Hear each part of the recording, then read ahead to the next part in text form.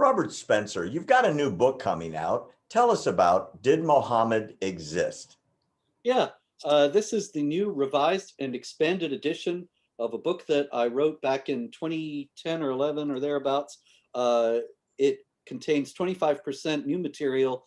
It's just exactly what the title says. Did Muhammad Exist? Is an investigation of the origins of Islam and shows that the historical records of Muhammad and of the beginnings of Islam are on much shakier foundations than most people realize.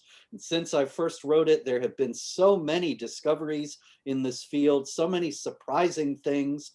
For example, a researcher, Dan Gibson, has found that a great many of the earliest mosques don't point to Mecca for prayers. Muslims face Mecca all around the world to pray, but the original mosques did not face Mecca.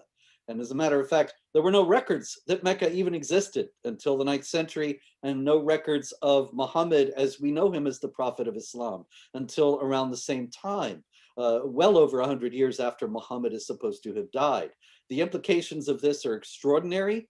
It could be that the whole of Islam is built on essentially a fiction, a legend, and on shifting sand.